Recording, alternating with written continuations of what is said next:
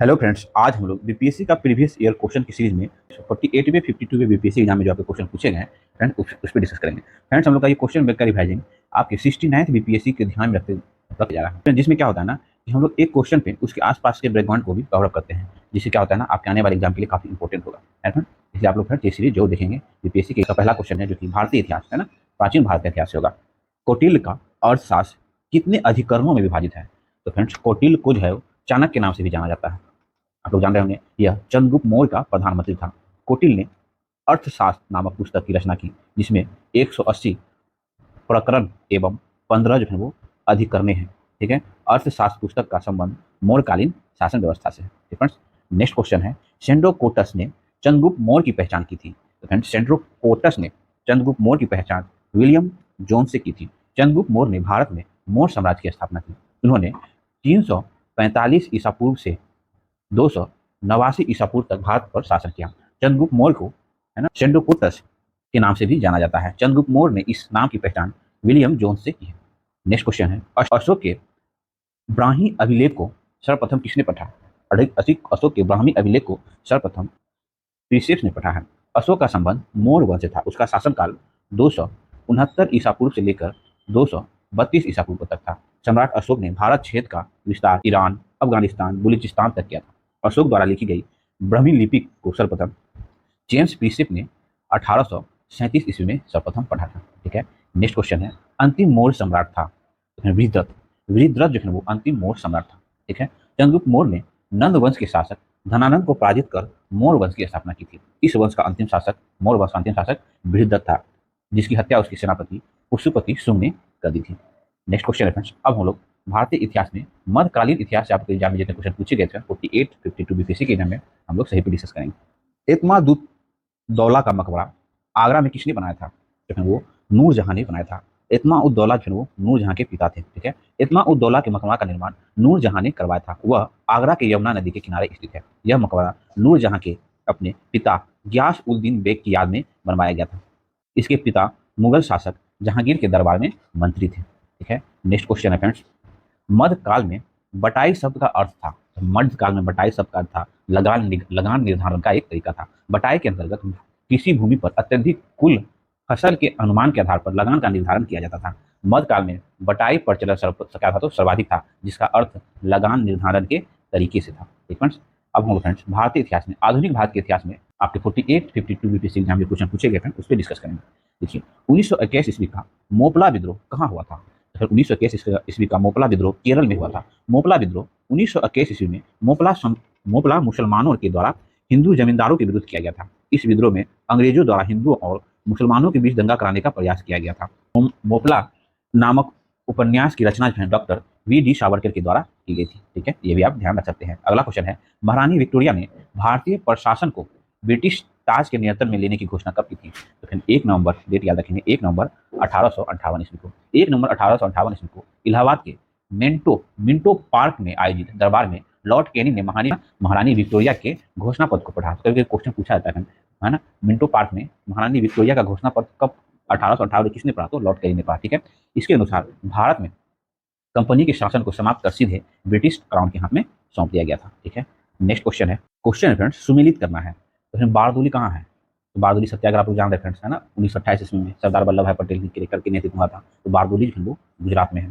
चौरी चौरा जो है वो उत्तर प्रदेश में है। ठीक है, यरवदा जेल जो है वो महाराष्ट्र में है। और नोआखली जो है वो पश्चिम बंगाल में है। ठीक है, आप लोग सीक्वेंस बना लीजिए। देखिए, बरदोला नामक स्थान जो है वो गुजरात में स्थित है। चौरी चौरा नामक स्थान उत्तर प्रदेश में स्थित है। और यरवदा जो महाराष्ट्र में स्थित है। यरवदा जेल महाराष्ट्र में यरवदा जेल और नोआखाली जो है वो पश्चिम बंगाल में स्थित है। ठीक है, नेक्स्ट क्वेश्चन है, लॉर्ड कर्जन ने बंगाल विभाजन किस वर्ष रद्द की थी? तो फ्रेंड 1911 ईस्वी में बंगाल विभाजन की घोषणा कर्जन ने 19 डेट याद रखें फ्रेंड, घोषणा है ना, 19 जुलाई 1905 ईस्वी को 5 ईस्वी को किया था बंगाल विभाजन करने की घोषणा। ठीक है, उसके बाद 16 अक्टूबर 1905 ईस्वी को बंगाल विभाजन प्रभावित हुआ। ये दोनों डेट ध्यान रखें फ्रेंड। ठीक है, इस विभाजन के कारण पूरे बंगाल में शोक दिवस मनाया गया था। बंगाल विभाजन को वायसराय लॉर्ड हॉर्डिंग द्वारा 1911 को रद्द किया गया था।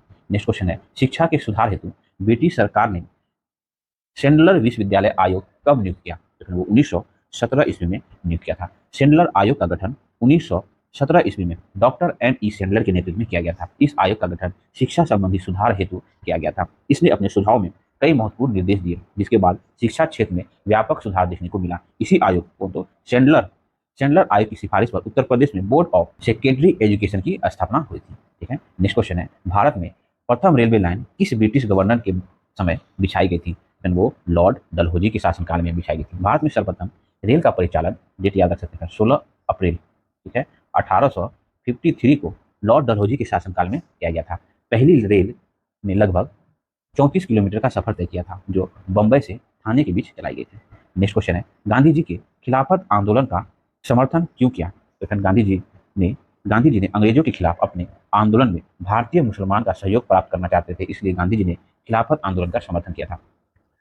ये खिलाफत आंदोलन क्या है? मतलब प्रथम विश्व युद्ध के बाद तुर्की के खलीफा पे जो है कुछ प्रतिबंध लगाए जा रहे थे, उसके खिलाफ में, है ना, भारत के मुसलमानों ने भी विद्रोह कर दिया था, जिसे खिलाफत विद्रोह कहा गया था, खिलाफत आंदोलन किया गया था। तो गांधी जी थे वो भारतीय मुसलमान का अंग्रेजों के खिलाफ आंदोलन में समर्थन प्राप्त करने के लिए खिलाफत आंदोलन में महात्मा गांधी जो है खिलाफत आंदोलन का समर्थन किया था। खिलाफत आंदोलन की शुरुआत 1919 ईस्वी में की गई थी। यह आंदोलन मोहम्मद अली और शौकत अली के नेतृत्व में भारत में किया गया था। इस आंदोलन को गांधी जी ने भरपूर समर्थन दिया था, क्योंकि उसके माध्यम से भारतीय मुसलमानों को का जो है स्वाधीनता की इस लड़ाई में उसका सहयोग चाहते थे भारतीय मुसलमानों का।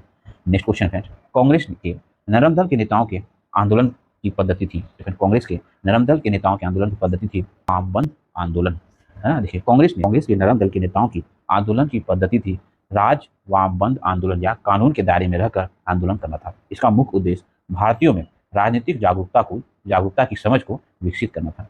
नेक्स्ट क्वेश्चन है, जालियांवाला बाग में प्रदर्शन के लिए क्यों लोग जमा हुए थे? तो फिर वो किचलू और सत्यपाल की बंदी बनाने के विरोध में प्रदर्शन कर रहे थे। देखिए, डॉक्टर सत्यपाल तथा डॉक्टर किचलू की गिरफ्तारी के विरोध में 13 अप्रैल 1919 ईस्वी को अमृतसर के जलियांवाला बाग में लोग उपस्थित हुए थे। ये सभी लोग शांतिपूर्व उसकी गिरफ्तारी का विरोध कर रहे थे, परंतु जनरल डायर ने इस सभी उपस्थित लोगों पर गोलियां चलवाई, जिसमें लगभग 5000 लोग मारे गए और कई लोग घायल हुए। यही जनरल डायर को 1940 में उधम सिंह जो है वो लंदन में जाके गोली से मार देता है। ठीक है, ध्यान रखेंगे। भारत में नारी आंदोलन किसकी प्रेरणा से प्रारंभ हुई? तो फिर वो ज्योतिबा फुले की प्रेरणा से प्रारंभ हुई। ज्योतिबा फुले ने 1898 ईस्वी में पुणे में बालिका शिक्षा हेतु बालिका विद्यालय की स्थापना की थी। ठीक है, 1873 ईस्वी के द्वारा सत्यशोधक समाज की स्थापना की गई थी। भारत में नारी आंदोलन इन्हीं के प्रयासों से शुरू किया गया था। गुलामगिरी पुस्तक के लेखक जो वो ज्योतिबा फुले हैं। ठीक है, नेक्स्ट क्वेश्चन है, राजनीतिक सुधारों को लेकर विरोध करने वाले पहले भारतीय कौन थे? तो फिर वो दादा भाई नौरोजी थे। दादा भाई नौरोजी ने सर्वप्रथम राजनीतिक सुधारों को लेकर आवाज बुलंद किया था। ठीक है, उनके द्वारा 1867 ईस्वी में ईस्ट इंडिया एसोसिएशन की स्थापना की गई थी। दादा भाई नौरोजी ने ब्रिटेन के हाउस ऑफ कॉमर्स का सदस्य बनने वाले प्रथम एशियाई व्यक्ति थे। कांग्रेस से पूर्व सबसे प्रमुख संस्था थी, वो थी ईस्ट इंडिया एसोसिएशन। भारतीय राष्ट्र कांग्रेस की स्थापना आप लोग जान जाएंगे 28 दिसंबर 1885 ईस्वी को किया गया था। ठीक है, कांग्रेस के पूर्ववर्ती संस्था में ईस्ट इंडिया एसोसिएशन सबसे प्रमुख थी, जिसकी स्थापना 1866 ईस्वी में की गई थी। ईस्ट इंडिया एसोसिएशन की स्थापना। नेक्स्ट क्वेश्चन है, फॉरवर्ड ब्लॉक के संस्थापक थे। तो सुभाष चंद्र बोस जो वो फॉरवर्ड ब्लॉक के संस्थापक थे। कांग्रेस के त्रिपुरी अधिवेशन के बाद सुभाष चंद्र बोस ने 1900 में कांग्रेस को लोकतंत्र और क्रांति का प्रतीक बताने के उद्देश्य से कांग्रेस के भीतर ही फॉरवर्ड ब्लॉक की स्थापना की थी। सुभाष चंद्र बोस को नेताजी के नाम से भी जाना जाता है। ठीक है फ्रेंड्स, हम लोग इसी चैनल पे ना घटनाचक्र की पुस्तक से कंप्लीट हिस्ट्री को कवर अप किए हुए हैं। ठीक है, जिसमें हम लोग फॉरवर्ड ब्लॉक, ठीक है, त्रिपुरी संकट, ये सब बहुत अच्छे से एक एक चैप्टर बाय सोल्यूशन किए हुए हैं। अगर फ्रेंड्स आपने वो सबका वीडियो नहीं देखा है तो प्लेलिस्ट में जाके देख सकते हैं। ठीक है, अगला क्वेश्चन है, भारतीय ट्रेड यूनियन कांग्रेस के पहले अध्यक्ष थे। तो फ्रेंड्स, भारतीय ट्रेड यूनियन कांग्रेस के पहले अध्यक्ष लाला लाजपत राय थे। लाला लाजपत राय अखिल भारतीय ट्रेड यूनियन के पहले अध्यक्ष लाला लाजपत राय थे। इस यूनियन की स्थापना 1920 ईस्वी में की गई थी। ठीक है, अंतर्राष्ट्रीय मजदूर संघ में भारत का प्रतिनिधित्व करने के उद्देश्य से इसका गठन किया गया था। ठीक है, नेक्स्ट क्वेश्चन है, अखिल भारतीय किसान महासभा सर्वप्रथम कहाँ आयोजित की गई? तो फिर वो लखनऊ में आयोजित की गई थी, है ना, 1936 ईस्वी में स्वामी सहजानंद सरस्वती के नेतृत्व में। देखिए, अखिल भारतीय किसान सभा का स्थापना 1936 ईस्वी में की गई थी। इसकी पहली बैठक जो है वो लखनऊ में आयोजित की गई थी। स्वामी सहजानंद सरस्वती इसके पहले अध्यक्ष थे तथा एन.जी. रंगा जो है वो सचिव थे, है ना, एन.जी. रंगा को सचिव बनाया गया था। तो ये दोनों पॉइंट ध्यान रखेंगे। ठीक है, 1857 का विद्रोह लखनऊ में किसके नेतृत्व में हुआ?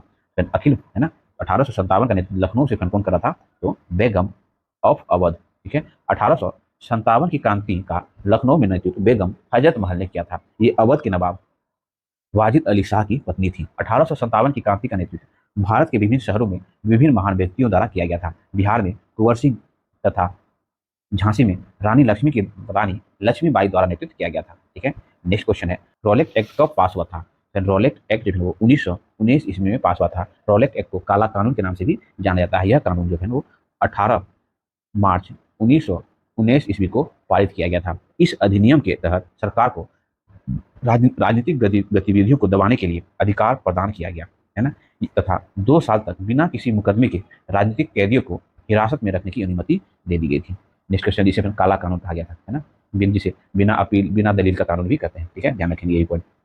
गांधी जी ने असहयोग आंदोलन कब प्रारंभ किया था? तो फिर ध्यान सुनेंगे, महात्मा गांधी ने के नेतृत्व में 1 अगस्त, डेट भी ध्यान रखेंगे, 1 अगस्त 1920 ईस्वी को असहयोग आंदोलन की शुरुआत की गई थी। ठीक है, चौरी चौरा कांड के बाद महात्मा गांधी ने 12 अगस्त 1922 ईस्वी को असहयोग आंदोलन वापस असहयोग आंदोलन स्थगित करने का निर्णय लिया। तो चौरी चौरा हत्याकांड कब हुआ था? तो ये भी डेट याद रख सकते हैं, है ना, सॉरी ये फरवरी होगा। ठीक है, ये 5 फरवरी 1922 ईस्वी को चौरी चौरा कांड हुआ था। ठीक है, नेक्स्ट क्वेश्चन है, भारत छोड़ो आंदोलन कब प्रारंभ हुआ था? तो फिर 9 अगस्त 1942 ईस्वी को भारत छोड़ो आंदोलन प्रारंभ हुआ था। देखिए, 8 अगस्त 1942 को बम्बई के ग्वालियर टैंक मैदान में कांग्रेस के अधिवेशन में भारत छोड़ो आंदोलन का प्रस्ताव पारित किया गया था, जिसके बाद 9 अगस्त 1942 ईस्वी को इस आंदोलन की शुरुआत संपूर्ण भारत में हुई थी। गांधी जी ने इसी आंदोलन में करो या मरो का नारा दिया था। ध्यान रखेंगे। नेक्स्ट क्वेश्चन है, 1857 के विद्रोह के बाद ब्रिटिश सरकार ने सिपाहियों का चयन किया था। लेकिन वो उत्तर के गोरखा, है ना, सिख और पंजाबियों से किया था। 1857 की क्रांति के बाद ब्रिटिश सरकार ने उत्तर प्रदेश से गोरखा, ठीक है, सैनिक तथा पंजाब से सिख सैनिकों की भर्ती करने का निर्णय लिया था। नेक्स्ट क्वेश्चन है, भारत में व्यापारिक संगठनों का क्रांतिकारी चरण था। तो व्यापारिक संगठन कौन? तो ट्रेड यूनियन का, है ना, क्रांतिकारी चरण था, वो 1926 से 1939 तक। देखिए, भारत में ट्रेड यूनियन के क्रांतिकारी चरण की शुरुआत 1926 ईस्वी से 1939 ईस्वी तक हुई थी। 1920 ईस्वी में अखिल भारतीय ट्रेड यूनियन की स्थापना की गई थी, जो पहले मजदूरों से संबंधित व्यवस्थित संगठन थी। इसके पहले अध्यक्ष जो लाला लाजपत राय थे। नेक्स्ट क्वेश्चन, अब हम लोग फ्रेंड्स बिहार विशेष से रिलेटेड जो क्वेश्चन है उस पर डिस्कस करेंगे। देखिए, बिहार राज्य की शिशु मरणांक दर है, बिहार राज्य की शिशु मरणांक दर जो झारखंड से अधिक है। बिहार राज्य की शिशु मृत्यु दर झारखंड से अधिक है। वर्ष 2001 की जनगणना के अनुसार बिहार की शिशु मृत्यु दर जो है ना 42/1000 थी, मतलब 42 जन्म पर, सॉरी 1000 जन्म पर 42 बच्चे की मृत्यु, एवं झारखंड की शिशु मृत्यु दर जो 41/1000 थी, मतलब 1000 जन्म पर 41 की मृत्यु हो जाती थी। ठीक है, नेक्स्ट क्वेश्चन है, बिहार के इतिहास में पहली बार राज्य का आर्थिक सर्वेक्षण किया गया था। तो फिर बिहार के इतिहास में पहली बार राज्य का आर्थिक सर्वेक्षण है वो सुशील मोदी के द्वारा किया गया था। वर्ष ध्यान रखिए, 2006 से 2007 में पहली बार बिहार के तत्कालिक उप मुख्यमंत्री एवं वित्त मंत्री सुशील कुमार मोदी के द्वारा बिहार राज्य का आर्थिक सर्वेक्षण प्रस्तुत किया गया था। ठीक है, ध्यान रखें फ्रेंड्स, पहली बार 6-7 में। नेक्स्ट क्वेश्चन है, वर्ष 2006-7 के विकास प्रतिवेदन के अनुसार बिहार का मानव विकास सूचकांक राष्ट्र मानव विकास सूचकांक से कम है। तो फिर वो कितना प्रतिशत कम है? तो 20% कम है।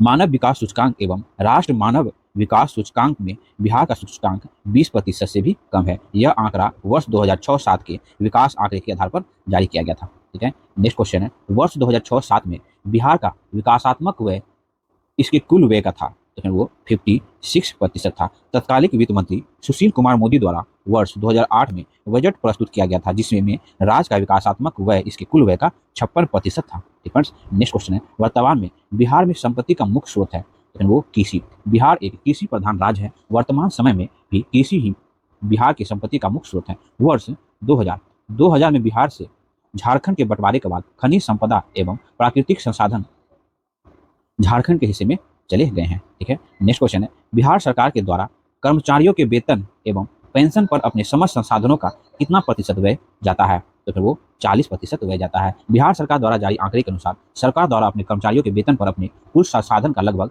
40% व्यय किया जाता है। नेक्स्ट क्वेश्चन है, गांधी जी ने भारत में पहली बार सत्याग्रह आंदोलन बिहार में कहाँ प्रारंभ किया था? तो सभी को जान रहे हैं आप लोग, चंपारण में प्रारंभ किया गया था। महात्मा गांधी द्वारा भारत में पहला सत्याग्रह 1917 ईस्वी में चंपारण में किया गया था। यह सत्याग्रह चंपारण में किसानों की समस्या के समाधान हेतु किया गया था। यह सत्याग्रह के बाद वर्षों से चली आ रही 3 कट्ठा पद्धति को समाप्त कर दिया गया था।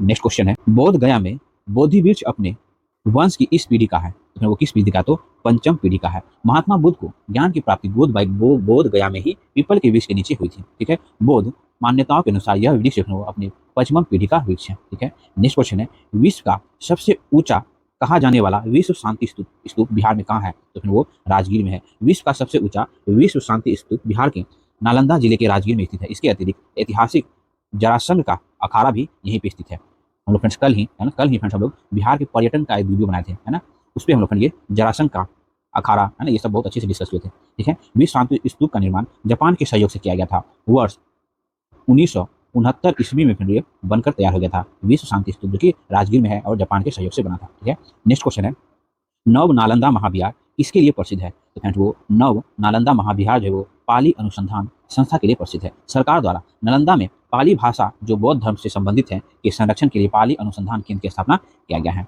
नेक्स्ट क्वेश्चन है, विश्व का पहला गणतंत्र वैशाली किसके द्वारा स्थापित किया गया था, तो लच्छवियों के द्वारा स्थापित किया गया था। विश्व का पहला गणतंत्र बिहार के वैशाली में लच्छवियों द्वारा स्थापित किया गया था। लच्छवी नामक जाति जो है 6वीं सदी में बिहार के उत्तर भाग में निवास करती थी। नेक्स्ट क्वेश्चन है, बिहार में कोयले का अनुमानित भंडारण है, तो बिहार में कोयले का अनुमानित भंडारण जो है वो 16 करोड़ टन है ना, ये विभाजन है ना।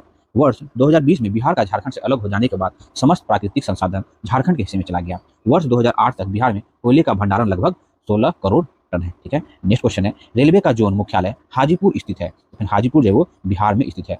पूर्वी मध्य रेलवे का मुख्यालय हाजीपुर बिहार में स्थित है। इसके अंतर्गत दाना रेल मंडल, मुगल सराय रेल खंड, ठीक है, सोनपुर रेलखंड तथा समस्तीपुर रेलखंड आते हैं। ठीक है, नेक्स्ट क्वेश्चन है, बिहार के क्षेत्रफल में कुल बोई गई भूमि का प्रतिशत है, तो फिर वो 80% है। बिहार में कुल भौगोलिक क्षेत्रफल का कितना है, तो 94,163 वर्ग किलोमीटर है। ध्यान रखेंगे बिहार का क्षेत्रफल, जिसमें फिर कुल बोए गए भूमि का प्रतिशत जो वो 80% है। ठीक है, नेक्स्ट क्वेश्चन है, बिहार एवं उत्तर प्रदेश राज्यों की संयुक्त सिंचाई परियोजना है, तो फिर वो गंडक परियोजना जो वो बिहार एवं उत्तर प्रदेश राज्य की संयुक्त सिंचाई परियोजना है। गंडक परियोजना बिहार तथा उत्तर प्रदेश की संयुक्त नदी घाटी परियोजना है। वर्ष 1959 ईस्वी के एक समझौते के तहत इस परियोजना का लाभ नेपाल को मिल रहा है। ठीक है, नेपाल में गंडक नदी को शालिग्राम या सालग्रामी कहा जाता है। ठीक है, नेक्स्ट क्वेश्चन है, 2001 की जनगणना के अनुसार भारत की जनसंख्या डैश प्रतिशत बिहार राज्य में निवास करती है, तो फिर वो 8% है ना। 2001 की जनगणना के अनुसार भारत की जनसंख्या का 8% लोग जो है वो बिहार में निवास करती है।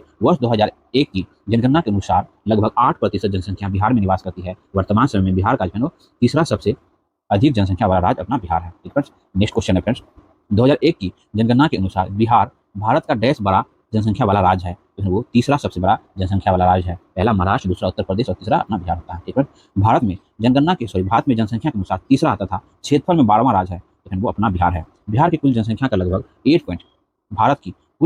लगभग 8.6% बिहार में निवास करते हैं। बिहार का जनसंख्या के मामले में तीसरा और क्षेत्रफल के मामले में 12वां स्थान है। ठीक है, नेक्स्ट क्वेश्चन है, इल्तुतमिश ने बिहार में अपना प्रथम सूबेदार नियुक्त किया था, तो इल्तुतमिश ने मलिक जानी को अपना प्रथम सूबेदार नियुक्त किया था बिहार में। इल्तुतमिश ने बिहार में अपना पहला सूबेदार मलिक जानी को नियुक्त किया था। वेरी वेरी इंपॉर्टेंट क्वेश्चन बहुत बनता है मॉडर्न हिस्ट्री में, मेडाबा हिस्ट्री से यहाँ से। ठीक है, दिल्ली की गद्दी पर बैठने के बाद इल्तुतमिश ने 1225 ईस्वी में बिहार पर अपना अधिकार स्थापित किया था। ठीक है, नेक्स्ट क्वेश्चन है, हुमायूं ने चुनार दुर्ग पर प्रथम बार आक्रमण कब किया, तो फिर वो 1532 ईस्वी में किया था। हुमायूं ने चुनार दुर्ग पर प्रथम बार आक्रमण 1532 ईस्वी में किया था। 1531 ईस्वी में अपने ने कलिंजर पर आक्रमण किया था। हुमायूं का सबसे बड़ा शत्रु उसके समकालीन शासक शेर शाह सूरी था। जिस वक्त हुमायूं ने चुनार दुर्ग पर आक्रमण किया उस वक्त चुनार दुर्ग शेर शाह सूरी के अधीन था।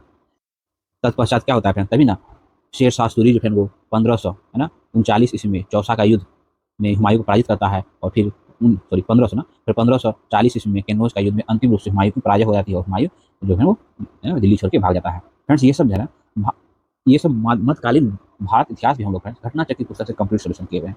वहाँ पे भी हम लोग इस चीज़ पे एक चैप्टर बेस्ड तैयारी किए हुए हैं, और आपने नहीं देखा है तो वो प्ले लिस्ट में जाके देख सकते हैं। ठीक है, अकबर ने बंगाल तथा बिहार को मुगल साम्राज्य में मिलाया था। अकबर ने बंगाल तथा बिहार को मुगल साम्राज्य में 1576 ईस्वी में मिलाया था। अकबर ने बिहार तथा बंगाल को 1576 में जीतकर उसने मुगल सल्तनत में मिलाया था। अकबर का कार्यकाल जो है वो 1556 में जब पानीपत का प्रथम युद्ध है ना लड़ा गया था, 1556 से 1605 ईस्वी तक जो है वो अकबर का शासनकाल था। ठीक है, जगदीशपुर के किस व्यक्ति ने 1857 ईस्वी के विप्लव में क्रांतिकारियों का नेतृत्व किया था, तो फिर वो कुंवर सिंह ने किया था। 1857 की क्रांति का नेतृत्व जगदीशपुर में बाबू वीर कुंवर सिंह ने किया था। वीर कुंवर सिंह का जन्म जो है वो 1777 ईस्वी में और उसकी मृत्यु जो है वो 26 अप्रैल, डेट याद रखेंगे ना, 26 अप्रैल 1858 ईस्वी को हुआ था। वीर कुंवर सिंह राजपूत समाज से थे तथा राजपूत उज्जैन शाखा से संबंधित थे। ठीक है, नेक्स्ट क्वेश्चन है फ्रेंड्स, सम्राट आलम शाह द्वितीय ने ईस्ट इंडिया कंपनी को बंगाल, बिहार तथा उड़ीसा की दीवानी प्रदान की थी, तो वो 12 अगस्त 1765 ईस्वी को। ठीक है, सम्राट शाह आलम द्वितीय ने ईस्ट इंडिया कंपनी को बंगाल, बिहार तथा उड़ीसा की दीवानी 12 अगस्त 1765 ईस्वी को प्रदान की थी। ठीक है, नेक्स्ट क्वेश्चन है, मुजफ्फरपुर में किंग्स फोर्ट की हत्या का प्रयास कब किया गया था, तो फिर वो 1908 ईस्वी में किया था। 30 अप्रैल 1908 ईस्वी को मुजफ्फरपुर में किंग्स फोर्ट की हत्या का प्रयास प्रफुल्ल चाकी तथा खुदीराम बोस ने किया था। इस कार्य के लिए खुदीराम बोस को फांसी की सजा दी गई थी। नेक्स्ट क्वेश्चन है, प्रभावती देवी किस क्षेत्र की स्वतंत्रता सेनानी थी। प्रभावती देवी जो है वो पटना की स्वतंत्रता सेना थी। भारत के स्वतंत्रता संग्राम में महिलाओं ने भी अग्रणी भूमिका निभाई थी। प्रभावती देवी ने भी इस स्वतंत्रता संग्राम में पटना क्षेत्र का नेतृत्व किया था। प्रभावती देवी जो है वो लोकनायक जयप्रकाश नारायण जी की पत्नी है। ठीक है, बलदेव सहाय ने महाधिवक्ता के पद से त्यागपत्र कब दिया था, तो फिर 1942 ईस्वी को। भारत छोड़ो आंदोलन के समय बलदेव सहाय ने 1942 ईस्वी में अपने महाधिवक्ता के पद से इस्तीफा दे दिया था। ठीक है, नेक्स्ट क्वेश्चन है, 1942 के आंदोलन में डॉक्टर राजेंद्र प्रसाद को किस जेल में कैद रखा गया था, तो फिर राजेंद्र प्रसाद को बांकीपुर पटना जेल में कैद रखा गया था। भारत छोड़ो आंदोलन के समय राजेंद्र प्रसाद को बांकीपुर जेल में रखा गया था। इसी आंदोलन में जयप्रकाश नारायण को भी कैद करके हजारीबाग जेल में रखा गया था। कांग्रेस के अधिवेशन में 8 अगस्त 1942 ईस्वी को भारत छोड़ो आंदोलन का प्रस्ताव पारित किया गया था। ठीक है, इसमें महात्मा गांधी ने करो या मरो का नारा दिया था। नेक्स्ट क्वेश्चन है, चंपारण नील आंदोलन का राष्ट्र नेता कौन था, तो वो महात्मा गांधी थे, है ना। देखिए 10 अप्रैल 1917 ईस्वी को महात्मा गांधी चंपारण आए तथा उन्होंने यहाँ के किसानों की समस्या को सुना। उसके बाद महात्मा गांधी ने इसके समस्याओं का समाधान हेतु उपराज्यपाल एडवर्ड गेट से मुलाकात की, जिसके बाद 3 कट्टा पद्धति को समाप्त किया गया। गांधी जी चंपारण आंदोलन के माध्यम से ही भारत के राजनीति में प्रत्यक्ष रूप से शामिल हुए थे। नेक्स्ट क्वेश्चन है, बिरसा मुंडा का कार्य क्षेत्र कौन सा था, तो फिर वो रांची क्षेत्र है, वो बिरसा मुंडा का कार्य क्षेत्र था। मुंडा विद्रोह के नेता बिरसा मुंडा थे। उसका कार्य क्षेत्र रांची के आसपास के क्षेत्रों पर विस्तारित था। मुंडा विद्रोह को उलगुलान विद्रोह के नाम से भी जाना जाता है। नेक्स्ट क्वेश्चन है, जयप्रकाश नारायण इस पार्टी से जुड़े थे, तो फिर जयप्रकाश नारायण जो वो सोशलिस्ट पार्टी से जुड़े थे। 1934 ईस्वी में कांग्रेस सोशलिस्ट पार्टी का गठन किया गया था, जिसका अध्यक्ष आचार्य नरेंद्र देव को तथा सचिव जो है वो जयप्रकाश नारायण जी को बनाया गया था। 1857 की क्रांति में बिहार के नेता थे, तो फिर बाबू वीर कुंवर सिंह। 1857 की क्रांति को भारत का पहला स्वाधीनता संग्राम कहा जाता है। यह क्रांति भारत के विभिन्न क्षेत्रों में हुई थी, जिसमें बिहार का नेतृत्व जो बाबू वीर कुंवर सिंह ने किया था। ठीक है, नेक्स्ट क्वेश्चन है, बिहार सोशलिस्ट पार्टी के संस्थापक थे, तो फिर वो जयप्रकाश नारायण है ना। जयप्रकाश नारायण जो है बिहार सोशलिस्ट पार्टी के संस्थापक थे। बिहार सोशलिस्ट पार्टी की स्थापना वर्ष 1931 ईस्वी में की गई थी। इसके संस्थापक सदस्यों में जयप्रकाश नारायण, गंगा शरण सिन्हा, राम वृक्ष बेनीपुरी आदि थे। ठीक है, नेक्स्ट क्वेश्चन है, पाटलिपुत्र का संस्थापक था, तो फिर पाटलिपुत्र का संस्थापक था तो उदयन जो है वो पाटलिपुत्र का संस्थापक था। पाटलिपुत्र शहर की स्थापना उदयन ने सोन तथा गंगा नदी के संगम पर किया था। इसे मगध की राजधानी को राजगीर से स्थापित कर पाटलिपुत्र किया था। ठीक है, ध्यान रखें फ्रेंड्स। नेक्स्ट क्वेश्चन है, निम्नलिखित में से अस्थायी बंदोबस्त का कौन सा स्वरूप बिहार में प्रचलित था, तो फिर जमींदारों के लिए जमीन पर वंश परंपरागत अधिकारों को स्वेच्छा से लागू कर दिया। यही जो है वो बिहार में लागू था। देखिए, अस्थायी बंदोबस्त का जनक कॉर्नवालिस को कहा जाता है। बिहार में अस्थायी बंदोबस्त लागू करने का कारण जमींदारों के लिए जमीन पर वंश परंपरा अधिकार को स्वेच्छा से हस्तांतरित करना था। अस्थायी बंदोबस्त लगभग 19% भाग पर लागू था भारत के। ठीक है, जिसका प्रभाव बिहार, उड़ीसा, बंगाल पर पड़ा था। ठीक है, नेक्स्ट क्वेश्चन। हेलो फ्रेंड्स, अब हम लोग भारतीय राज्य व्यवस्था एवं संविधान से रिलेटेड आपके 853 बीपीएससी एग्जाम में जो क्वेश्चन पूछे गए फ्रेंड्स, हम लोग उस पर डिस्कस करते हैं। ठीक है, तो स्टार्ट कर रहे हैं। एक विधेयक जो संसद में प्रस्तुत किया जाता है, कौन सी क्रिया के बाद अधिनियम बन जाता है, तो फ्रेंड वो होता है जब राष्ट्रपति अपनी सहमति दे देते हैं। किसी विधेयक को अधिनियम तब माना जाता है जब वह सदन के दोनों सदन, कौन, तो राज्यसभा एवं लोकसभा में पारित हो जाए एवं उसके बाद राष्ट्रपति यदि उस विधेयक को स्वीकृत कर देते हैं तो विधेयक अधिनियम बन जाता है। फ्रेंड्स, नेक्स्ट क्वेश्चन है, हमारे संविधान के अनुसार राज्यसभा का कार्यकाल है, तो फ्रेंड्स हमारे संविधान के अनुसार राज्यसभा का कार्यकाल जो है समाप्त होने का विषय नहीं है। भारतीय संविधान के अनुच्छेद 80 में राज्यसभा का उल्लेख किया गया है। राज्यसभा को उच्च सदन कहा जाता है। इसके प्रति 1/3 यानी 1/3 सदस्य जो है 2 वर्ष में अवकाश प्राप्त करते हैं और उतना ही सदस्य चुन के आते हैं। राज्यसभा एक अस्थायी सदन है, इसका विघटन नहीं होता है। ठीक है, नेक्स्ट क्वेश्चन है, उच्च न्यायालय का न्यायाधीश अपना त्यागपत्र संबोधित करता है, तो फिर उच्च न्यायालय का न्यायाधीश अपना त्यागपत्र जो है वो राष्ट्रपति को संबोधित करता है। किसी भी उच्च न्यायालय का न्यायाधीश अपना त्यागपत्र राष्ट्रपति को संबोधित करता है। उच्च न्यायालय के न्यायाधीश अपने पद पर 62 वर्ष की आयु तक बने रह सकते हैं। उच्च न्यायालय की न्यायाधीश की नियुक्ति भारत के राष्ट्रपति द्वारा भारत के मुख्य न्यायाधीश और संबंधित राज्य के राज्यपाल के साथ परामर्श के बाद किया जाता है। ठीक है, उच्च न्यायालय के न्यायाधीश की नियुक्ति। नेक्स्ट क्वेश्चन है, एक गैर सदस्य के रूप में संसद के किसी एक सदन की कार्यवाही में भाग ले सकता है, तो फिर वो महान्यायवादी है ना, अटॉर्नी जनरल ऑफ इंडिया। देखिए, भारत का महान्यायवादी भारत सरकार का मुख्य कानूनी सलाहकार होता है। भारतीय संविधान के अनुच्छेद 76 में महान्यायवादी का उल्लेख किया गया है। महान्यायवादी को दोनों सदनों की कार्यवाही में भाग लेने का अधिकार प्राप्त है, परंतु आवश्यकता पड़ने पर उन्हें सदन में मत देने का अधिकार नहीं है। ठीक है, महान्यायवादी की नियुक्ति राष्ट्रपति के द्वारा की जाती है। नेक्स्ट क्वेश्चन है, भारतीय संविधान में कितनी भाषाएं क्षेत्रीय भाषा के रूप में मान्यता प्राप्त है? तो ये 18 भाषा को। देखिए, भारतीय संविधान की 8वीं अनुसूची में भाषा से संबंधित प्रारंभ में इस अनुसूची में 14 भाषा थी, परंतु वर्तमान में इस अनुसूची में 22 भाषा हैं। ठीक है, 14 था, 21वां संविधान संशोधन करके जोड़ा गया, फिर 71वां संविधान संशोधन करके जोड़ा गया और उसके बाद 92वां संविधान संशोधन करके जोड़ा गया। टोटल फिर वो 22 भाषा है।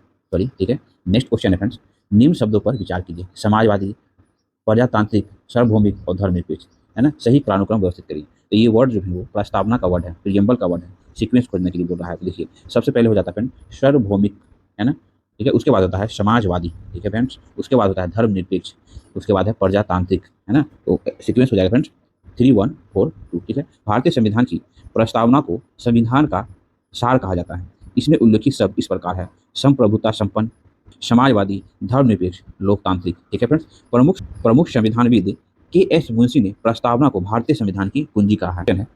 किस सदन में अध्यक्षता करने वाले अधिकारी उस सदन का सदस्य नहीं होता है? तो फिर राज्यसभा। भारतीय संविधान के अनुच्छेद 63 में उपराष्ट्रपति का उल्लेख किया गया है।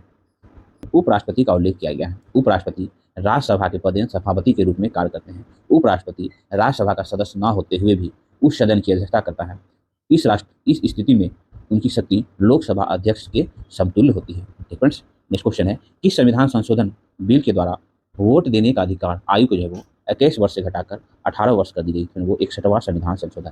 61वां संविधान संशोधन 1989 के द्वारा संविधान के अनुच्छेद 326 में संशोधित करके मताधिकार की आयु 21 वर्ष से घटाकर 18 वर्ष कर दिया गया। ठीक है, भारत में मताधिकार का अधिकार एक वैधानिक अधिकार है। ठीक है, वोट देने का अधिकार एक वैधानिक अधिकार है। ठीक है, अगला क्वेश्चन है, यदि राष्ट्रपति एवं उपराष्ट्रपति का पद खाली हो जाए तो भारत के राष्ट्रपति के पद पर कौन होता है? तो वो भारत के मुख्य न्यायाधीश होंगे यदि राष्ट्रपति और उपराष्ट्रपति उपस्थित नहीं हो तो। ठीक है, देखिए, राष्ट्रपति तथा उपराष्ट्रपति की अनुपस्थिति में भारत का मुख्य न्यायाधीश राष्ट्रपति का पद संभालेंगे। ठीक है, संविधान में इस बात का वर्णन किया गया है कि यदि राष्ट्रपति अनुपस्थित है तो उसका कार्यभार उपराष्ट्रपति संभालेंगे, परंतु यदि उपराष्ट्रपति भी अनुपस्थित हो तो ऐसी स्थिति में भारत के मुख्य न्यायाधीश कार्यभार संभालेंगे। अगर भारत के मुख्य न्यायाधीश भी अनुपस्थित हो तो फ्रेंड्स सर्वोच्च न्यायालय में जो वरिष्ठ न्यायाधीश होंगे वो राष्ट्रपति का कार्यभार संभालेंगे। ठीक है फ्रेंड्स, ध्यान रखेंगे। अगला क्वेश्चन है, एक विकास खंड का पंचायत समिति होता है? तो फ्रेंड्स, एक विकास खंड का पंचायत समिति एक प्रशासकीय अधिकरण होता है। ठीक है, क्या होता है? तो प्रशासकीय अधिकरण होता है। विकास खंड पर पंचायत समिति एक प्रशासकीय अधिकरण है। प्रत्येक प्रखंड में एक पंचायत समिति होती है जिसका नामकरण भी उसी प्रखंड के नाम पर होता है। फ्रेंड्स, ध्यान रखेंगे। अब हम लोग फ्रेंड्स भारत का भूगोल से रिलेटेड आपके 4852 बीपीएससी एग्जाम में जो क्वेश्चन पूछे गए हैं उस पर डिस्कस करते हैं। देखिए, भारत की कुल जनसंख्या है, फिर भारत की कुल जनसंख्या जो है इनमें से कोई नहीं है। देखिए, वर्ष 2011 की जनगणना के अनुसार भारत की जनसंख्या जो है वो है ना 121 करोड़, है ना, 0726932 है। 1 अरब, ठीक है, 21 करोड़ 7,26,992 है भारत की जनसंख्या 2011 के आंकड़े के अनुसार। ठीक है, वर्तमान संदर्भ में यूनाइटेड नेशन द्वारा जारी एक रिपोर्ट के अनुसार 2021 में भारत की जनसंख्या लगभग 149 करोड़ हो चुकी है, जबकि चीन की जनसंख्या वर्तमान समय में करीब 145 करोड़ है। ठीक है, नेक्स्ट क्वेश्चन है, भील जाति कहाँ पाई जाती है? तो फ्रेंड्स, भील जाति जो है वो महाराष्ट्र क्षेत्र में पाई जाती है। मुख्य रूप से गुजरात, महाराष्ट्र, मध्य प्रदेश, छत्तीसगढ़ एवं राजस्थान में पाई जाती है। ठीक है, ध्यान रखेंगे। भारत के अलावा यह जनजाति पाकिस्तान में भी पाई जाती है। वर्ष 2011 की जनगणना के अनुसार भारत में सबसे अधिक भील जाति निवास करती है, जिसकी कुल आबादी 1 करोड़, ठीक है फ्रेंड्स, 69 लाख है। भारत में सबसे अधिक जनजाति मध्य प्रदेश में निवास करती है, वही सबसे कम जो है वो मेघालय में निवास करती है। ठीक है, नेक्स्ट क्वेश्चन है, जनगणना 2001 के अनुसार भारत में जनसंख्या घनत्व प्रति वर्ग किलोमीटर है। तो फ्रेंड्स, 2001 की जनगणना के अनुसार पूछ रहा है। तो 2001 की जनगणना के अनुसार 300, है ना, 24 जो है वो भारत का जनसंख्या घनत्व है, पॉपुलेशन डेंसिटी।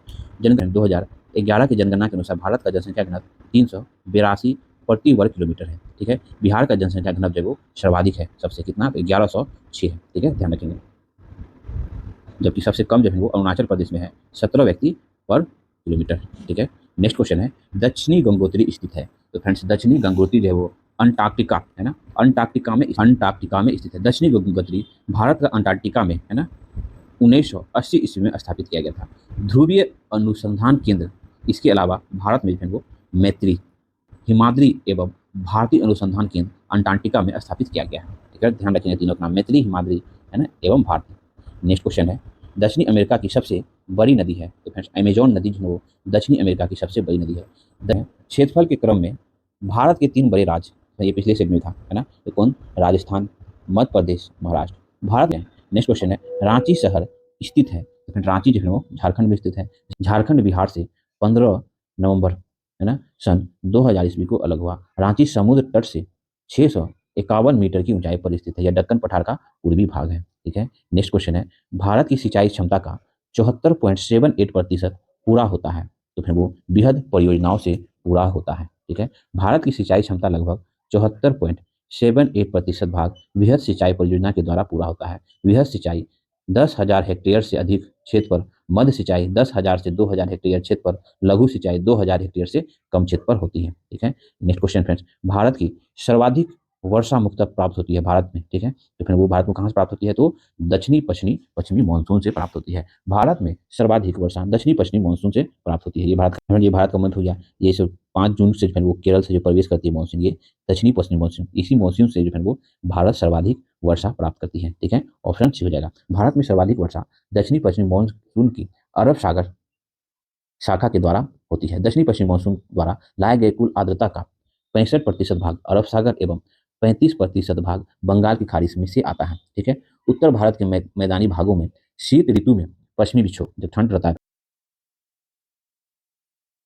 जब शीत ऋतु में जब शीत ऋतु होता है फिर वो, तो यहाँ पे भूमध्य सागर है, तो फिर यहाँ से आर्द्रता आती है ना, इसे पश्चिमी विक्षोभ कहते हैं है ना। पश्चिमी विक्षोभ या जेट स्ट्रीम के कारण होती है ना। उत्तरी भारत के मैदानी भाग में शीत ऋतु में वर्षा जो है पश्चिमी विक्षोभ, ये मेडिटेरियन सी से पश्चिमी विक्षोभ या जेट स्ट्रीम्स के कारण होती है। जबकि जनवरी फरवरी महीने में है ना, कोरोमंडल तट पर लौटती वर्षा, जब ये मानसून जो ये जो इंटर करता है, जब इधर से लौटती है, तो फिर वो है ना कोरोमंडल तट पे जो वर्षा करती है वो लौटती हुई मानसून या उत्तर पूर्वी मानसून के कारण होती है। फ्रेंड्स ध्यान रखेंगे, पॉइंट बहुत इंपॉर्टेंट है। अगला क्वेश्चन फ्रेंड्स, विश्व का भूगोल से रिलेटेड हम लोग डिस्कस करते हैं। देखिए, दक्षिणी गोलार्ध में सबसे बड़ा दिन होता है। तो फ्रेंड्स ये पृथ्वी हो गया, ये 0 डिग्री अक्षांश रेखा, ये दक्षिणी गोलार्ध है ना, दक्षिणी गोलार्ध साउथ पोल हो गया, और ये नॉर्थ पोल हो गया उत्तरी गोलार्ध। तो क्वेश्चन पूछ रहा है कि दक्षिणी गोलार्ध में सबसे बड़ा दिन कब होता है, तो शायद 23 डिग्री मकर रेखा हो गया यहाँ, और 23.5 डिग्री नॉर्थ में ये कर्क रेखा हो गया। तो फ्रेंड्स सूर्य जो है वो 22 दिसंबर को मकर रेखा पे लंबद होता है, जिस वजह से क्या होता है ना, दक्षिणी गोलार्ध में सबसे बड़ा दिन होता है और उत्तरी गोलार्ध में सबसे छोटा दिन होता है। और उत्तरी गोलार्ध में कर्क रेखा पर 21 जून को सूर्य लंबद होता है, जिस वजह से उत्तरी गोलार्ध में जो है वो दिन बड़ा होता है और दक्षिणी गोलार्ध में उस टाइम दिन छोटा होता है। ठीक है, ध्यान रखेंगे। तो ऑप्शन होगा फ्रेंड दक्षिणी गोलार्ध में सबसे बड़ा दिन तो 22 दिसंबर को होता है। ठीक है, नेक्स्ट क्वेश्चन है, सुमेलित कीजिए। देखिए, अत्यधिक गर्म तो फिर वो सहारा मरुस्थल अत्यधिक गर्म, अत्यधिक ठंडा तो अंटार्कटिका। ठीक है, अत्यधिक वर्षा तो फिर वो चेरा पूंजी हो जाएगा, अत्यधिक सूखा जो चिली हो जाएगा। ठीक है, नेक्स्ट क्वेश्चन है, यूरोप की एक पर्वत श्रृंखला है।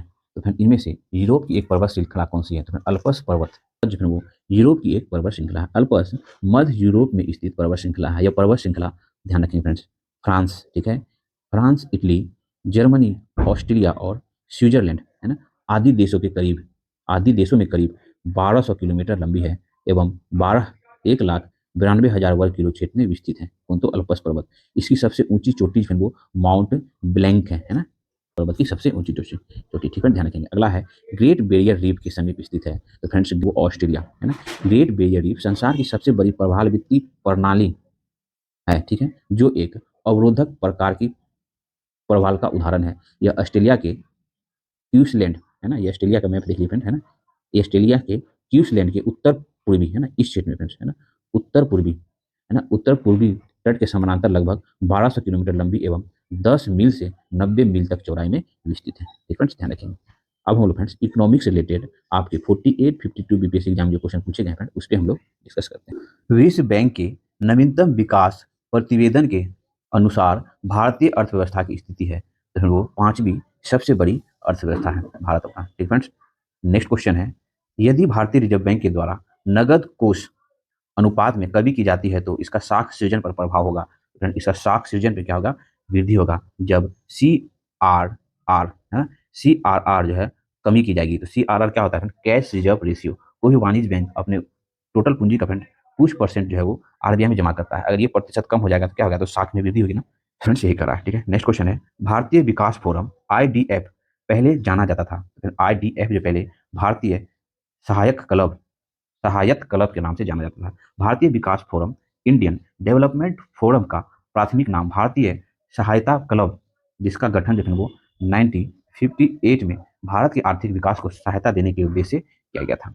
नेक्स्ट क्वेश्चन फिर, यह सत्य होगा कि भारत की परिभाषित किया जाए, यह सत्य होगा कि भारत को परिभाषित किया जाए एक एक श्रम आधिक्य वाली अर्थव्यवस्था के रूप में। ये सही है। ठीक है, भारत की अर्थव्यवस्था एक श्रम आधिक्य वाली अर्थव्यवस्था, इसके विभिन्न कारण हैं। भारत की अधिकांश आबादी करीब 60% का जो कृषि कार्य पर निर्भर रहता है। ठीक है, प्रचंड बेरोजगारी, तकनीकों की सीमित उपयोग, ठीक है, न्यूनतम आय और सामाजिक रूढ़िवादिता आदि है वो, है ना, भारत के लिए परिभाषा के लिए शब्द है एक श्रम आधिक्य वाली अर्थव्यवस्था के रूप में। ठीक है, नेक्स्ट क्वेश्चन है, संशोधित मूल्य वर्धित का संबंध है, संशोधित मूल्य वर्धित का संबंध होता है बिक्री कर से। ठीक है, संशोधित मूल्य वृद्धि का एक अप्रत्यक्ष कर है जिसका संबंध बिक्री कर से है।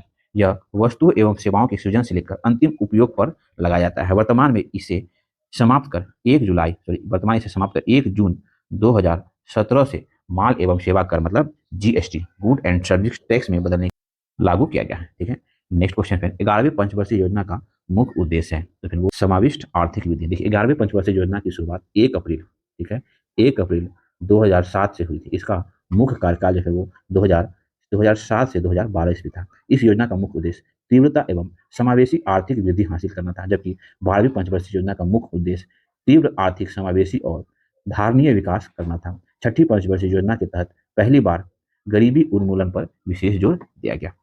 नेक्स्ट क्वेश्चन है, 1 रुपए के नोट पर हस्ताक्षर होते हैं, तो वो वित्त मंत्रालय के सचिव के। एक भारतीय 1 रुपए के नोट पर वित्त मंत्रालय के सचिव का हस्ताक्षर होता है। इससे ज्यादा मूल्य के नोटों पर जो भारतीय रिजर्व बैंक के गवर्नर का हस्ताक्षर होता है। ठीक है, भारत में योजना अवकाश की अवधि थी, तो भारत में योजना अवकाश की अवधि जो है वो 1966 से 1969 की रही। भारत में योजना अवकाश का कार्यकाल 1966 से 1969 ईस्वी था। योजना अवकाश का मुख्य कारण भारत पाक संघर्ष एवं सूखे की समस्या थी, जिसके कारण संसाधनों की कमी एवं मुद्रास्फीति में वृद्धि की समस्या उत्पन्न हो गई। ठीक है, नेक्स्ट क्वेश्चन है, राष्ट्र नियोजन में रोलिंग प्लान की अवधारणा लागू की गई थी, तो फिर वो जनता सरकार के द्वारा। भारत में अनवरत योजना का कार्यकाल 1978 से 1980 ईस्वी था। यह योजना तत्कालीन प्रधानमंत्री मोरारजी देसाई के नेतृत्व वाली जनता पार्टी सरकार के द्वारा प्रारंभ की गई थी। बाद में इंदिरा गांधी सरकार ने 1980 ईस्वी में इस योजना को बंद कर छठी पंचवर्षीय योजना की शुरुआत की थी। ठीक फ्रेंड्स, नेक्स्ट क्वेश्चन है, राजकोषीय घाटा है। फ्रेंड, राजकोषीय घाटा बजट घाटा का योग प्लस सरकार का बजट ऋण तथा दायित्व, ये जो वो राजकोषीय घाटा है। देखिए, राजकोषीय घाटा इसको होता है सरकार का कुल व्यय, ठीक है, पूंजी एवं राजस्व, ठीक है, माइनस होता है सरकार का कुल आय। ठीक है, आय कैसे प्राप्त करते हैं, तो राजस्व प्राप्ति प्लस ऋण की वसूली से प्राप्ति या अनुप्राप्ति, है ना। डिफरेंस ध्यान रखेंगे। नेक्स्ट क्वेश्चन है, भारतीय जीवन बीमा निगम की स्थापना कब हुई थी, LIC की ना, LIC की स्थापना कब हुई थी, तो 1956 ईस्वी में हुई थी। भारतीय जीवन बीमा निगम भारत की सबसे बड़ी बीमा कंपनी है, जिसकी स्थापना 1956 ईस्वी में हुई थी। इसका मुख्यालय जो है वो मुंबई में है। ठीक है, ध्यान रखेंगे। ठीक है, यद्यपि ओरिएंटल जीवन बीमा कंपनी भारत की पहली बीमा कंपनी थी। ठीक है, ओरिएंटल जीवन बीमा कंपनी, ठीक है, ये भारत की क्या थी, तो पहली बीमा कंपनी थी, जिसे विपिन दास गुप्ता एवं अन्य लोगों के द्वारा 1818 ईस्वी में कोलकाता में स्थापित किया गया था। ठीक है, ध्यान रखेंगे। नेक्स्ट क्वेश्चन है, भारत के सकल घरेलू उत्पाद में कृषि एवं उससे संबंधित प्रक्षेत्र का अंश है, तो फिर वो 15%। आर्थिक सर्वेक्षण 2019-20 के अनुसार जीडीपी में कृषि एवं संबंधित क्षेत्र का योगदान 17.1% रही, जबकि आर्थिक सर्वेक्षण 2013-14 के अनुसार जो है वो 15.2% थी। कामकाजी आबादी के 40% जो है वो कामगारों को रोजगार कृषि से प्राप्त होता है, जबकि ग्रामीण आबादी के करीब 70% लोग खेती पर निर्भर हैं। फ्रेंड्स, नेक्स्ट क्वेश्चन है, भारत में 1991 से साक्षरता की वृद्धि हुई है। तो फिर वो 12.6% की वृद्धि हुई है। देखिए, देश में वर्ष 1991-2000 के अंतर्गत साक्षरता में दशकीय वृद्धि दर 12.6% रही, जबकि 2000, ठीक है, 2001 से 2011 की जनगणना के अनुसार भारत में साक्षरता दर जो 74.04% है। ठीक है। नेक्स्ट क्वेश्चन है, भारत के वाणिज्य ऊर्जा की प्रतिशत पूर्ति कोयले से होती है, तो फिर वो 67%। भारत में वाणिज्यिक ऊर्जा मुख्य रूप से कोयले के द्वारा प्राप्त होती है। कुल वाणिज्यिक ऊर्जा उत्पादन का करीब 67% भाग कोयले का है। वर्तमान में भारत के कुल ऊर्जा उत्पादन में कोयले से उत्पन्न होने वाली ऊर्जा का प्रतिशत जो है लगभग 52% रह गया है। ठीक है। नेक्स्ट क्वेश्चन है, भारत का 40% सड़क परिवहन होता है, तो भारत का 40% सड़क परिवहन जो है वो है ना राष्ट्रीय राजमार्ग से होता है। भारत के कुल यातायात के 40% भाग राष्ट्रीय राजमार्ग मतलब नेशनल हाईवे द्वारा संपन्न होता है। यह कुल सड़क लंबाई में राष्ट्रीय राजमार्ग का करीब 2% योगदान है। अब हम लोग फ्रेंड्स साइंस का क्वेश्चन पे डिस्कस करेंगे जो कि आपके 48 52 बीपीएससी एग्जाम में पूछे गए हैं। देखिए, रडार का आविष्कारक कौन था? तो फिर रडार का आविष्कारक रॉबर्ट वाटसन था। रॉबर्ट वाटसन ने 1936 ईस्वी में रडार की खोज की थी। रडार का मतलब होता है friend radio detection and ranging प्रणाली। ठीक है। रडार प्रणाली का उपयोग किसी वस्तु के स्थान और गति का पता लगाने के लिए होता है। यह द्वितीय विश्व युद्ध के दौरान विकसित हुआ था। ठीक है। फ्लेमिंग जो है वो पेनिसिलिन की खोज की थी। ठीक है। नेक्स्ट क्वेश्चन है, इनमें से रक्त दाब का मापक यंत्र कौन सा है? तो फिर ब्लड प्रेशर का मापक यंत्र तो फिर वो एस्फिग मोमेनोमीटर, जो फिर वो रक्त दाब मतलब ब्लड प्रेशर मापा जाता है। एस्फिग मोमेनोमीटर द्वारा रक्त दाब मापा जाता है। समान समान मनुष्य का रक्त दाब जो है 120/80 80 mmHg होता है, जिसमें 120 जो है फिर वो सिस्टोलिक और 80 जो है वो डायस्टोलिक कहलाता है ये। ठीक है। Systolic 120, diastolic 80। ठीक है। एमीटर से जो है वो हम लोग विद्युत धारा को मापते हैं। ठीक है। एनीमोमीटर से जो है वो हवा गति व शक्ति को मापा जाता है एनीमोमीटर से। ठीक है। उसके बाद एस्फेरोमीटर, एस्फेरोमीटर से जो है वो गोले की त्रिज्या मापी जाती है। ठीक है। अल्टीमीटर, अल्टीमीटर से है ना, अल्टीमीटर से जो है हम लोग उड़ते हुए विमान की ऊंचाई को मापा जाता है अल्टीमीटर से। ये सब कुछ एक्स्ट्रा था हम लोग बता दिए। अगला क्वेश्चन है हम लोग जीव विज्ञान एवं पर्यावरण पारिस्थितिकी एवं कृषि से रिलेटेड आपके 48 52 बीपीएससी एग्जाम जो क्वेश्चन पूछे गए हम लोग उस पर डिस्कस करते हैं। इंद्रधनुष क्रांति का संबंध है। इंद्रधनुष क्रांति का संबंध होता है उपयुक्त सभी से, हरित क्रांति, श्वेत क्रांति और नीली क्रांति। इंद्रधनुष क्रांति के तहत जो है वो कई क्रांतियां शामिल हैं, जैसे हरित क्रांति कृषि से संबंधित होता है, जान ही रहे हैं। श्वेत क्रांति दूध उत्पादन से संबंधित है। नीली क्रांति जो है वो मत्स्य उत्पादन से संबंधित है ना। ये सब है। ठीक है। नेक्स्ट क्वेश्चन है, द्वितीय हरित क्रांति का संबंध होगा, तो फिर द्वितीय हरित क्रांति का संबंध होगा जैव प्रौद्योगिकी के प्रयोग से। ठीक है। द्वितीय हरित क्रांति का उद्देश्य पर्यावरण अनुकूलन कृषि करते हुए उत्पादन तथा उत्पादकता बढ़ाना तथा जैविक कृषि को प्रोत्साहन देना। इसके लिए जैव प्रौद्योगिकी का प्रयोग अवांछनीय है। ठीक है। नेक्स्ट क्वेश्चन है, निम्नलिखित में से किस विटामिन को कोबाल्ट कहा जाता है? तो विटामिन B12 को कोबाल्ट कहा जाता है। देखिए, साइनो कोबालमिन B12 विटामिन में कोबाल्ट पाया जाता है। इसी कमी से एनीमिया व पांडु रोग होता है। विटामिन B1 जो है वो जिसे थायमिन कहते हैं, इसकी कमी से बेरी बेरी रोग होता है। विटामिन 2 को वो राइबोफ्लेविन कहते हैं। ठीक है। वही विटामिन सी को वो पायरिडॉक्सिन कहा जाता है। ठीक है। नेक्स्ट क्वेश्चन है, मनुष्य में एल्फाटॉक्सिन खाद्य विषाक्त द्वारा सामान्यतः कौन सा अंग प्रभावित होता है? तो वो यकृत प्रभावित होता है। एफ्लाटॉक्सिन के कारण विषाक्त हुए खाद्य पदार्थ का प्रभाव मनुष्य के यकृत मतलब लीवर पर पड़ता है। एफ्लाटॉक्सिन कुछ कवक जैसे एस्पंजिलस या पेनिसिलियम की कुछ प्रजातियों द्वारा उत्पन्न की जाती है, जो भोजन को विषाक्त बना देती है। ठीक है। अब फ्रेंड्स हम लोग कहा जाता है समसामयिकी मतलब करंट अफेयर्स। तो फ्रेंड ये 48 52 बीपीएससी हुआ था, तो उस टाइम का करंट अफेयर्स तो पढ़ना कुछ कितना नहीं होगा ना। तो फ्रेंड्स हम लोग इस टाइम पे ना एसपीडी करंट अफेयर्स 2023 का लगभग 800 से प्लस फ्रेंड हम लोग एमसीक्यू क्वेश्चन बेस देखें। साथ उसके बाद हम लोग यूनिटेरिया करंट अफेयर्स को खत्म करते हुए अब हम लोग उस पर प्रैक्टिस सेट चला रखें, और साथ ही यूनिटेरिया बिहार करंट अफेयर्स का हम लोग प्रैक्टिस सेट चला रखें। आप लोग करंट अफेयर्स का तैयारी वहां से कर सकते हैं, जो कि आपके आने वाले सभी एग्जाम के लिए काफी इंपॉर्टेंट होगा। अब हम फ्रेंड्स मैथ के क्वेश्चन, फ्रेंड्स मैथ का क्वेश्चन जरूर सॉल्व करेंगे, है ना। मैथ का क्वेश्चन फ्रेंड स्कोरिंग होता है, बिल्कुल ध्यान रखेंगे। देखिए 141 का आंसर हो जाएगा फ्रेंड ऑप्शन नंबर डी। ठीक है। नेक्स्ट 142 का answer friend option number D. ठीक है।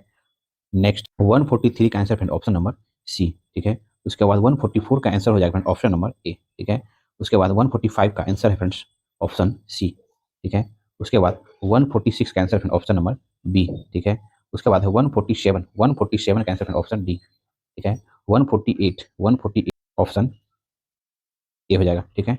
उसके बाद है 149, 149 का answer friend option number A, ठीक है। उसके बाद है 150, 150 का आंसर फ्रेंड ऑप्शन बी, ठीक है। तो आज हम लोग का बीपीएससी क्वेश्चन बैंक का प्रैक्टिस सेट का हम लोग आज 48 52 बीपीएससी एग्जाम का क्वेश्चन देखें। फ्रेंड्स हम लोग बीपीएससी का एग्जाम जब 150 क्वेश्चन का जब से होना प्रारंभ हुआ वो 47 से हुआ था, तो हम लोग फिर वहां तक डिस्कशन करेंगे। अब फ्रेंड्स 47 बीपीएससी का क्वेश्चन बैंक का सोल्यूशन देखेंगे, उसके बाद सब तक ये खत्म हो जाएगा। आप लोग फ्रेंड इसे 2 से 3 बार सारा क्वेश्चन का सीरीज देख लेंगे फ्रेंड्स। यहाँ से जरूर से जरूर फ्रेंड 25 से 30 क्वेश्चन आने वाला है एकदम, जो या तो सेम आ जाए या तो उससे मिलता जुलता आ जाए जो हम लोग ने डिस्कस किया है, ठीक है। और इस चैनल पे यूटेरिया का करंट अफेयर तो चल ही रहा है, साथ ही इम्तियाज अहमद का बिहार एक परिचय भी हम लोग डिस्कस कर रहे हैं फ्रेंड। वहाँ भी हिस्ट्री 2 से 3 वीडियो में अब खत्म होने जा रहा है, जो आपके बिहार ओरिएंटेड सभी एग्जाम के लिए काफी इंपॉर्टेंट होगा, ठीक है। तो यहाँ तक देखने के लिए बहुत बहुत धन्यवाद। Thank you for watching. मेरा प्रयास आपको अच्छा लगता है फ्रेंड, प्लीज चैनल को लाइक करें, सब्सक्राइब करें, शेयर करें। मिलते हैं फ्रेंड नेक्स्ट वीडियो।